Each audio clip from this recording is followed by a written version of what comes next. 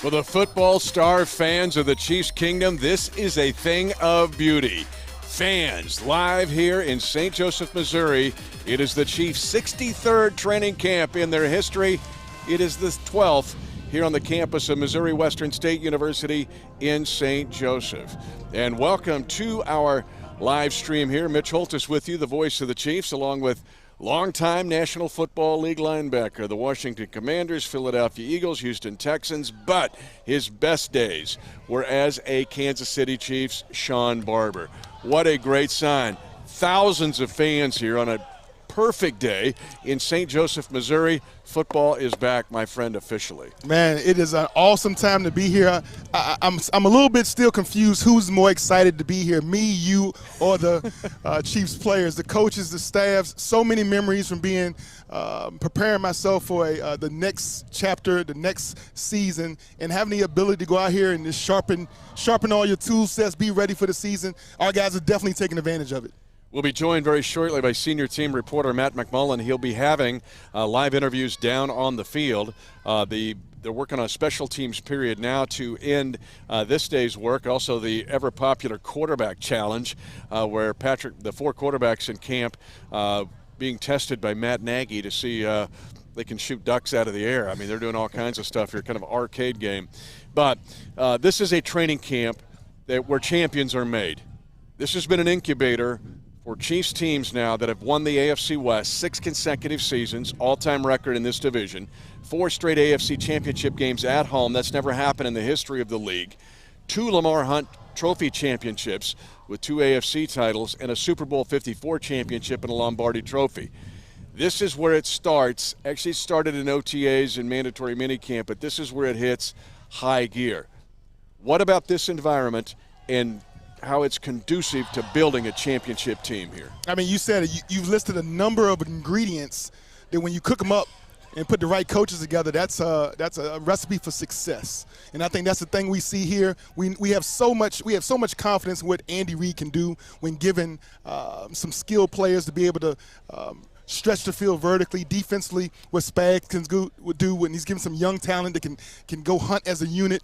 But, man, all together, I think this team is that mindset.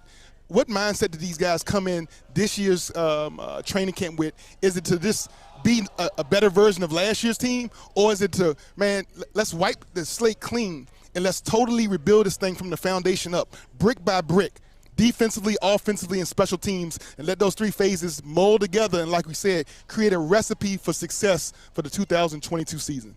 Shawn, I have seen this spring and summer, and what's interesting, I listed off all those accomplishments, and yet there is so much doubt externally and some internally around the fans of the Chiefs Kingdom that this team is going to fall off some kind of cliff. You just nailed it. There is a vibe around this team that I think has gone up 5 notches since they've been here in St. Joseph. But the vibe around this team is almost like they are starting over. But they're starting over 50 yards ahead in the 100-mile or 100-yard race. The veterans are refocused. Yes. Patrick Mahomes is hyper-focused out here. So is Travis Kelce. There's been this new influx of talent, guys like Justin Reed and Juju Smith-Schuster and Marquez Valdes-Scantling. Juju Smith-Schuster's been awesome out here at camp for 3 days. And then you have this young blood coming in. There's just a lot of flow and energy here, a really good vibe to the start of this camp. And what you would love to see is that veteran vibe and that flow of young energy come together in training camp up here and learn how to effectively communicate with one another on all 3 levels of the defense, from Pat's mouth to the ears of everybody in that offensive huddle.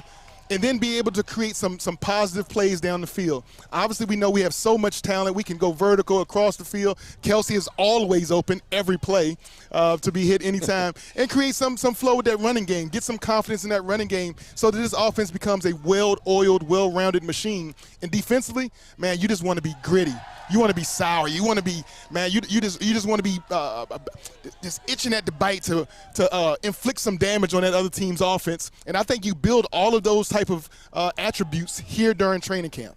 Later in our time, we will focus on the linebackers. We're going to talk a lot about the defense here, and you and I are both excited about what's going on here with Steve Spagnuolo's defense. And again, Matt McMullen will be down on the field with some exclusive interviews. But let's spend a little time here on the offense. And you mentioned running back. Nobody talks about it.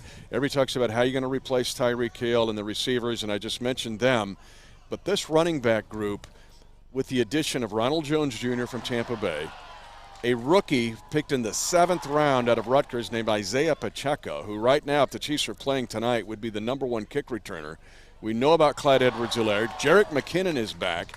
But it's a running back room that it's much like this team. There hasn't been enough positive discussion about him, but this running back room, there's now some Damian Williams types players here. These are guys that can, there's more girth, a little more power, and in the case of Pacheco, 4.37 speed. When you talk about an offense that's been top 3, top 4, year in and year out under Andy Reid, the one thing you talk about, that missing element, the missing link, a consistent running game that can ground and pound to get those easy first downs, often every once in a while break a play for 40 or 50 yards. That's one of those missing elements. Even though our offense has been so successful since Andy has gotten here, the one element of our offense that we haven't had in a while is a consistent running attack.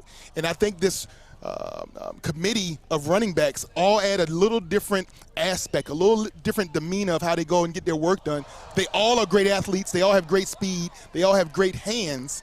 So you can never tell by the personnel whether we are actually passing or running the ball. But if we can get the ball in the hands of those playmakers, they can make big things happen. Today, in fact, was an emphasis on team run with 2 separate periods where it was just the running game. And even some zone read runs. We saw the wide receivers because Juju Smith-Schuster, we also saw McCole Hardman, Sky Moore, who can do it.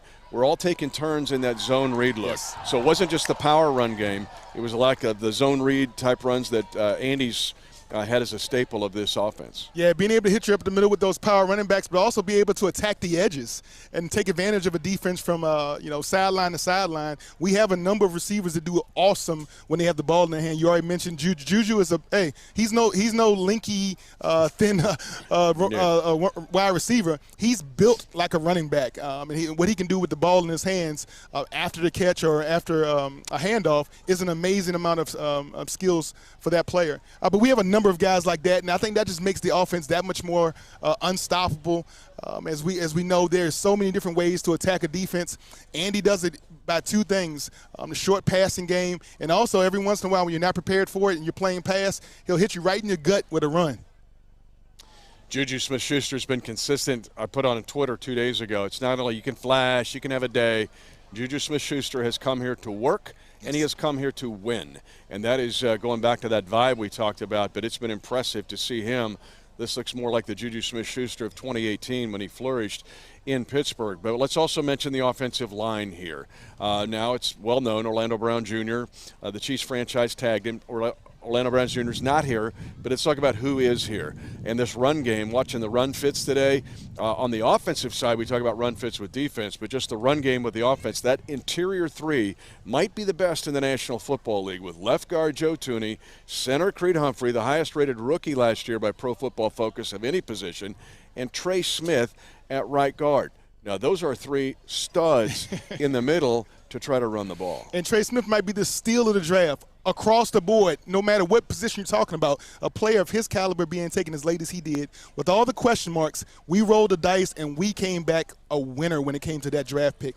Offensively, the offensive line does a great job here during training camp. They're under the tutelage of Andy Heck. Andy Heck is probably one of the most unappreciated parts of this coaching staff because the offensive line always wants to go under the radar. They don't ever want to be given any kind of highlight. Don't put us on film. Don't put us in the media room. But what they do is protect our multi-million-dollar all-world quarterback, and they open up those running lanes for our running backs. So from an offensive line standpoint, being on the same page, making sure that your footsteps are in tune with one another, creating that solid wall, whether it's the running game or as far as pass protection, you got to be on the same page every snap or someone gets hurt. And I think our offensive line, like I said, under the tutelage of Andy Heck, is going to do a phenomenal job taking the next step, not resting on their laurels of how good they was last year, and not worrying about anybody who's not here right now. That's the thing. If Orlando Brown was here and let's say he twisted an ankle or felt sick one day, you don't get to just, let's go on and wait until tomorrow since Orlando Brown's not here. You got to keep moving, keep building, keep growing. And I think that unit wants to keep doing that no matter who's available, no matter who's in the room. They want to continue to grow, to be prepared, and be ready to go in that 2020 opener. You played for Andy Reid. I got the message loud and clear 10 seasons ago in my first year around Andy where that was the big message. Yeah. Like, we ain't going to spend a whole lot of time about who's not here and who is here. And there have been a rotation of tackles now, because you're going to ask. Roderick Johnson with Andrew Wiley. Today we saw Darian Kennard could play some left tackle. We'll get into that more. We'll get into the offense more. We're going to be doing live streams over the next almost month from here in St. Joe. This is our first. We want you to connect with camp all over the world. We know the kingdom is growing all over the world. But we're going to also focus, and today, on the defense. And we're going to get really close and micro down on the linebackers. In fact, the next several podcasts on the Defending the Kingdom, we'll talk about, it's going to be called If the Defense. Because how many conversations did you have this spring and summer, either privately or publicly, where they're going, well, if the defense, yes. Well, if the defense. So let's just talk about, well, if the defense. Globally, I got to tell you, Shop, I'm so excited about the athleticism, the cohesion. Yes, there's going to be a learning curve with some of these young defensive guys, but you're looking at athleticism and energy on this defense, and many times in the NFL that equates to good things. Yeah, we've seen it in the past. I've seen there's been some franchise defenses that come together with some names that you didn't hear of until the season started.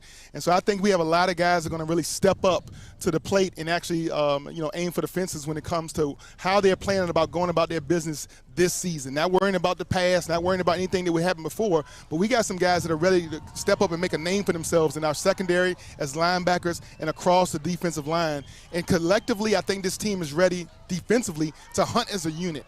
All right, all 11, 1 of 11. That mentality to be able to come together, pursue the ball, get the quarterback down, pass breakups, finishing through the echo of the whistle. That's a mentality that you have to create here in training camp. You can't just wait until week 1 of the season and think you're going to just turn on the lights and really go hunt as a unit. You got to build it each and every practice, snap, each and every day of training camp, and also in the meeting rooms. You got to meet as a unit so you see things through the same lenses. And that's something that from a communication standpoint, this defense can take, man, we can make light years jumps from last year when it comes to just communicating what we see as a unit when it comes to the defense. And I think our linebackers and our secondary, they're going to do an awesome job getting on the same page, but our D-line is going to take it up a whole nother notch when you talk about getting to the quarterback and getting that quarterback down on the ground. Another oft-asked question throughout the offseason was, and we all love Tyrann Mathieu, yes. right? We're going to have a Super Bowl reunion. I'm going to hug him. And he's such a good dude. But people go, man, what about the leadership? How you get? That is one. I lose sleep over a lot of things. I don't lose any sleep over that because what I've seen from guys like Justin Reed, yep.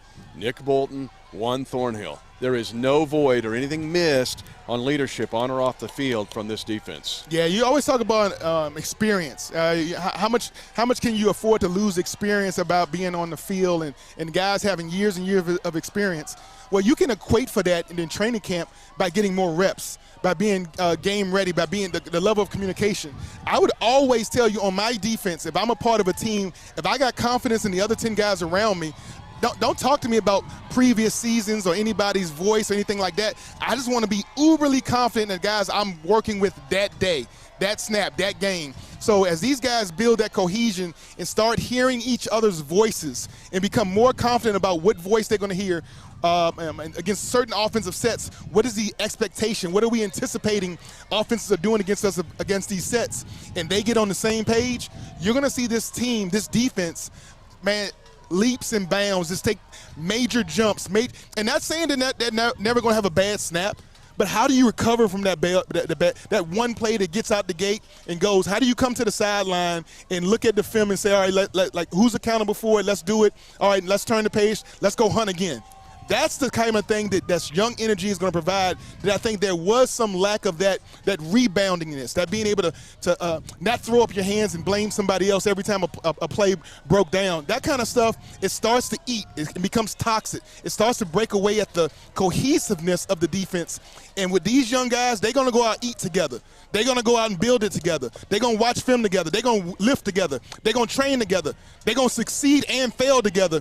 But it's going to build some scar tissue to allow them to sustain their abilities throughout the entire season. I'm looking forward to that.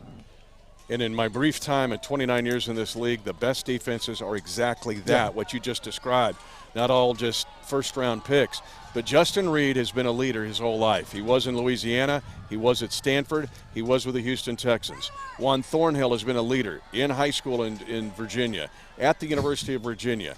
Now he gets a chance to kind of co-lead in that back end with Justin Reed. And Nick Bolton, we got a lot of Mizzou fans.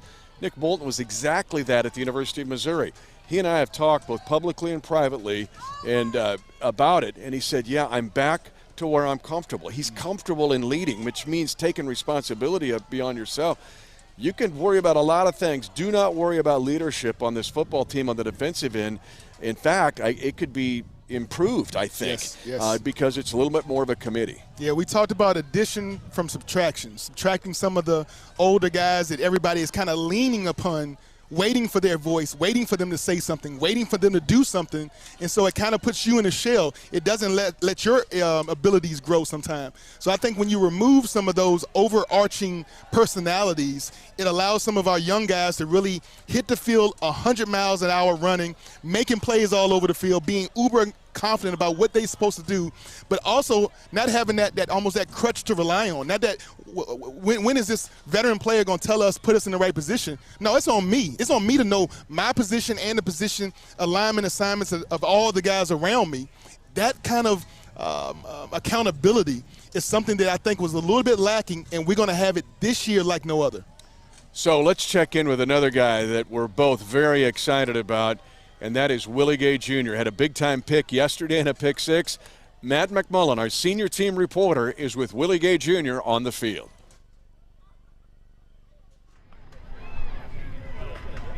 All right, I'm joined down here by Chiefs linebacker Willie Gay. And Willie, it's hard to believe, but you're one of the old guys out here now on this defense going into your third season.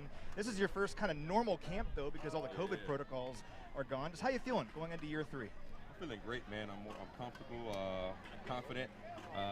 Man, we got a great team this year, young guys, a couple of old guys still here, of course, but I'm feeling great. We're having a lot of fun this first week, and we're just gonna keep rolling.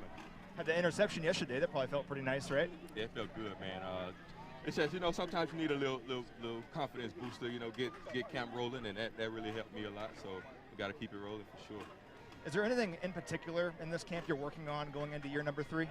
Man, really just build on things, like whether it's mental. I'm actually working on my flexibility a lot more than I did last year. I'm trying to be more mobile. So I'm a little heavier than I was last year, but I can move better. I'm faster, more explosive, I feel. So just staying loose, staying flexible, and just increasing my mental with this game, and just continue to build everything up. Now, you and Nick form one of the better young linebacker duos in the NFL. How did you guys grow alongside one another last year and get ready for this upcoming season? When Nick first got here, man, I was in my second year, of course, and we clicked right away. We had the older guy, our leader Hitch. He was here, so we had a great room. We still have a great room, and me and Nick's relationship just continue to build even through this year, and it's going to continue to build even after these years.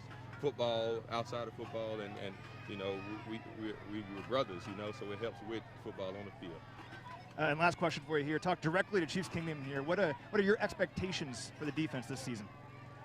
Best defense in the NFL. I'm telling you that right now. We no excuses this year, man. We won't be perfect, but you're going to get the best defense out there every chance we get. We're going to do our best and give it all we got, man. It's going to be fun. A lot of swagger out there. Heard it here first. Back to you, Mitch. uber excited about this guy, Willie Gay Jr. We saw him make an explosive play yesterday for a pick six, very similar to the play he had against the New York Giants when he jumped the slant route and sent it in for a pick six on Monday Night Football. It's just a matter of Willie staying healthy. He had the toe injury last year. He missed the run in 2020 going to Super Bowl 55 in the loss to Tampa Bay, but he missed that postseason. He got hurt late in the year in Week 16. If he stays healthy, this guy is now the personification of what you just laid out with a quicker, faster, more explosive defense. When you talk about what Willie Gay brings, I had the opportunity to play with a guy named LeVar Arrington. So explosive, so powerful, just able to change direction. And when he got there with some mean intentions. He was able to put guys' lights on, and that's what I see with Willie Gay. I mean, he's this uberly talented. Has the quickness, has the hands. Obviously, you saw from the pick six, has the athleticism to make plays all over the field, sideline to sideline. Just get himself aligned in the sign and let's hike the ball and play. That guy loves some football, and you can see it by his attitude and his demeanor. He's out there having a great time. He's out there it's a party almost every snap of the game, and I love to see a guy with that kind of energy and excitement take the field and be one of our starting linebackers. He is in a very good place. Now, let's jump back to Nick Bolton here. Speaking of in a place, Nick Bolton has to be in the place of wearing the green dot. That's been a question, too. Who's going to wear the green dot? Hitch wore it for years with Spags, Coach Reed.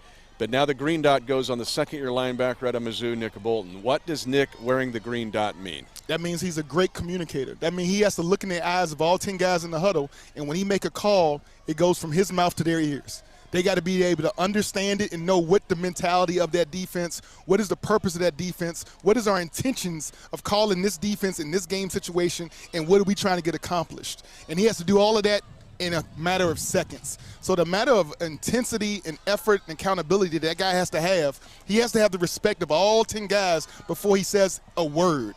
And I believe this guy is going to be the quarterback of our defense. He's going to be able to call it from his mouth, his lips, to the other 10 guys' ears. He's going to get them guys aligned to sign and prepared to go make some big plays. And he's productive. Last year, 112 tackles, 11 tackles for losses. He set a Chiefs record for a rookie to have that many tackles and that many tackles for losses. You got to go back to Darius Leonard of the Colts, who had that good a rookie year for the number of tackles and tackles for losses. There is a forgotten game here, though, as I was going back and looking at Nick Bolton. When he had to wear the green dot against Tennessee last year, and it was a loss, but in that game, he had 15 tackles and 3 stuffs, 4 tackles for losses, and that's against King Henry and that group. So, what about the great green dot? Will that affect Nick and his productivity?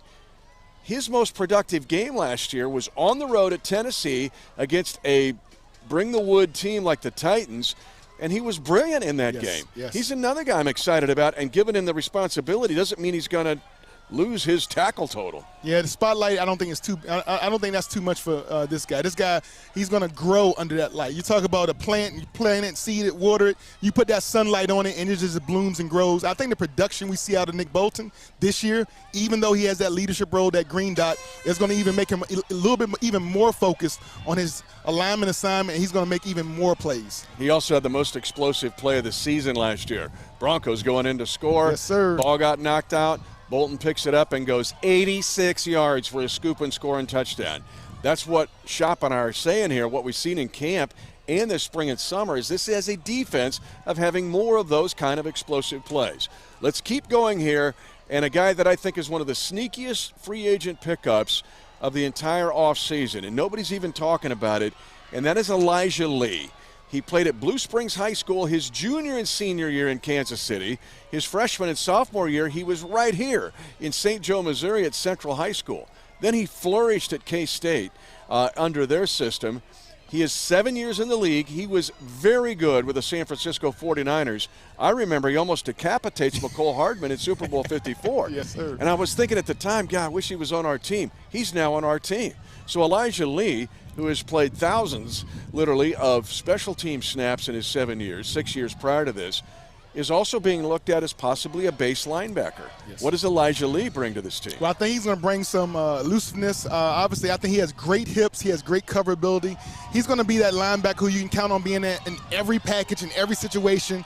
He can flow from 1st and 10 to 2nd and short, 2nd and long, Third down, he'll be able to cover tight ends and running backs, but he also gives you enough flexibility to put him out on a slot because the guy can go from 0 to 60 in a second. He goes sideline to sideline like no other, and has a big play, has big play potential. So we always love, obviously here in Kansas City, to have a power cat, right? A K-State Power Cat being one of the guys that we know is going to make a lot of big plays throughout the season. But I think he's going to have such a great impact being an every down linebacker and then being such a great teams guy.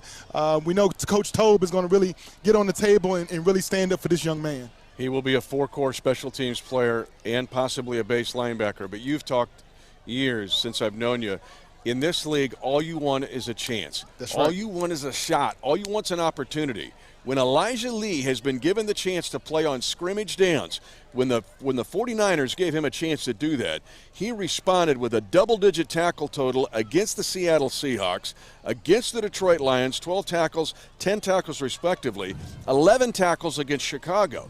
When he's been asked to do that, he has been able to perform. You tell a guy, all you want is a chance. Give me a chance, coach. Coach me up on the sideline, and then give me an opportunity to, when the bullets are real and everything is go time, let me go out there and show you I can make plays. The more athletes, the more players you get out there that have positive play production, the more chance the defense is to be, great. So I look forward to this guy being a guy, like I said, has a number of years under his belt of being able to be a very productive player.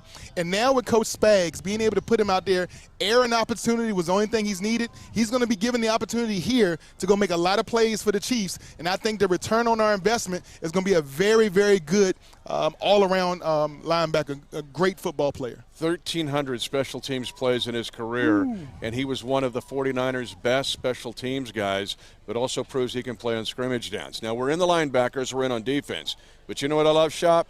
When offensive guys play with an edge like a defensive player. We talked about the offensive line. Trey Smith is with our senior team reporter, Matt McMullen, down on the field. All right, Mitch, I'm down here with Trey Smith. Trey, such an awesome year for you last year. What are your expectations for yourself going into year two? Yeah, just to be cleaner technique, just being more consistent, and just being a lot more detail-oriented in how I approach the game. Last year was all about the communication with a brand new offensive line. Well, you guys know each other now. How much better can you be now this season because of that cohesion already? Yeah, just a level of just knowing the game better, just better preparation, just going out there and just sort of knowing the expectation. That was sort of the hardest thing last year was just adapting your play style for this organization, a winning franchise and a winning culture. So for me, that was a hard transition, but having all those reps last year, getting great coaching from Coach Heck, it's a challenge I'm ready to accept. So this was day 4 of camp for you. No pads yet, but you guys are still working on running drills, like run fits. Can you explain how that's helpful before the pads are on, so when the pads do come on Monday, you can kind of hit the ground running? Yeah, it's all about getting that feel in the run game. I was joking about yesterday, I felt like I didn't have a good session with it, but over time, especially when the pads come on, there's more surface area, more things to grab on. So, over time, just working your steps, working the timing, working the placement, whenever the pads come on, it's going to be almost like second nature at that point. And this is your first time being at camp and being able to interact with the fans. You were signing autographs just now.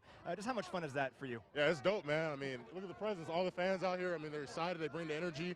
Even last year through COVID, I remember coming down here, man, just seeing all the people lined up, coming to practice, driving around. The energy's electric, man. We have some of the best fans in the NFL by far. Mitch, back to you. Appreciate this, dude. Yes, sir. Trey Smith, love the dude. He again, you played defense in this league for over 10 years, but Trey Smith brings the attitude of like a defender to the offensive line. He will crush you, help you up, and crush you again. Solid, Nasty, gritty, all the things that Man, listen, in the trenches, things get dirty. It gets dirty really quick. If you don't have the the right mindset entering the trenches, you won't make it out. And this guy has survived a year as a rookie, doing it at a high level, doing some things, man, that no one expected. No one expected this guy, like you say, a late-round draft pick to come in and be a starting guard for us and play up to the potential that he did last season. But we've had some chance on a one-on-one get with him and realize, hey, man, this guy's a mountain of a man. He's a great guy, great individual, does great things in the community. But his demeanor and his tenacity on that field is exactly what you want to be in those trenches. You know there's playing defense in this league. If you get the crazy dude playing on the offensive line, you're like, uh-oh. One more thing to worry about. This dude's crazy. 65's coming at you. Speaking of a guy who can come at you, and he was one of the heroes of the run to the Lombardi Trophy and winning Super Bowl 54, looks to be in incredible shape. He is with Matt McMullen. It is the Shark. Let's go to the shore and find Matt McMullen with the Shark, Frank Clark. All right, Mitch, taking a breather down here with Frank Clark. Frank, going into this training camp, how you feeling right now? Man, I feel excellent. You know, coming off a rough year last year, you know, as a team, but, you know, individually, I felt like I had a rough year. You know, just to start, you know, coming into camp, you know, I was dealing with a lot of injuries, a lot of personal problems. So my mind was everywhere. You know, mine was in a lot of different places.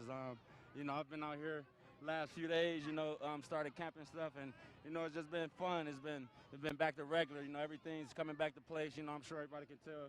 You know, I'm out there back talking. I'm out there back doing my thing, having fun, you know, interacting with the fans and stuff. I'm so glad the fans are back out here. You know, that's one thing we missed in the past few years. You know, our fans, dude, like, COVID messed everything up. So we come out here and there's nobody.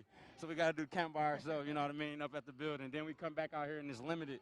Then we finally come back out here and it's like, you know, this is how it's supposed to be. You know, our fans yelling, us competing at a high level on Fridays and Saturdays, and, you know, just getting the job done, you know, coming together as a team. A lot of young players on this defense now. You're a guy that these guys look at to as a leader on this defense.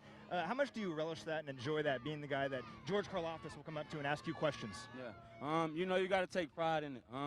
It's timing. You know, earlier on when you're growing up in this league and when you're maturing, you're going through that process, you understand it's going to be difficult. You know, you're going to run into your problems. You're going to run into that stuff. You know, I thank God I came into the league with a lot of good vets. You know, I had guys like Michael Bennett, Cliff Averill, Richard Sherman, those type of guys, you know, in their prime, you know, with the LOB. And, you know, eventually I got here and, you know, I've been around a great group of guys, you know, the Travis Kelce's and, you know, on and on. So, you know, it's just fundamentally, you know, we just bring it together. You know, our rookies, they coming in, they providing all the talent and all the help. And like you said, you got guys like George who's listening to everything. He listens more than he speaks, you know, and he works hard. You know, he's a very hard worker. I tell him be the best rookie in the league. You know what I mean? Make that your first goal, be the best rookie in the league, and then everything's going to come together for you. Now, you guys added one more veteran in Carlos Dunlap a few days ago. I'm curious if you know Carlos and what you think of the acquisition. Yes, man. Carlos talked before, you know what I mean? We never played together. I had missed him. You know, obviously I was here with the Chiefs. He was in Seattle. But, you know, Carlos, you know, historically, career-wise, he's had a great career. I believe he surpassed that 90 career sack mark. 96, you know, 96. So, you know, he's almost on his way to 100. You know, why not, you know, be able to help him get to that point, you know, here with the Kansas City Chiefs. So, you know, anytime, you know, in our profession, when you get to that mark, you know, as a pass rusher, you know, it's special. You know, that's a special thing to us, you know, that mark, you know, that 100 mark. I just broke 50 like last year or something, but he's a legend in this game, you know, of our time. And, you know, I'm honored. You know, I'm honored to bring in, you know, Carlos so he can help us out with all the knowledge. You know, I've had vets come in at this time in my career before, the Dwight Freeney's, the Terrell Suggs in the past here. And, you know, just all they do is provide depth and provide knowledge that we, you know, probably was missing. Yeah. Mitch, big season upcoming for this guy. Back to you.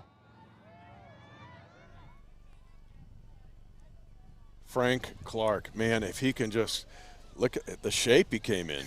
I thought he's like a wide receiver. Like, Frank, what'd you do? He must have been doing some boxing or something, man. He looked like he'd been doing 9-10 rounds of boxing, getting himself lean, mean, fighting machine. I like what I'm seeing out of the Shark.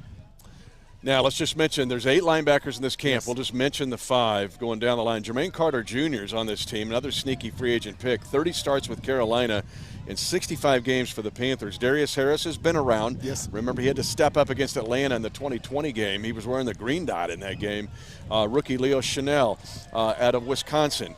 And then Jack Cochran out of the University of South Dakota, and Mike Rose, who was a tackle machine at Iowa State. Look for 5 to make it, but these other guys are developmental even if they don't. So now, with the rest of your linebackers, those guys that I mentioned, what do you want to see? What do you have to see for this room to be productive? They got to be able to adjust. They got to be able to do a lot of different things. Obviously, if you're not a starting 3, you're going to be heavy.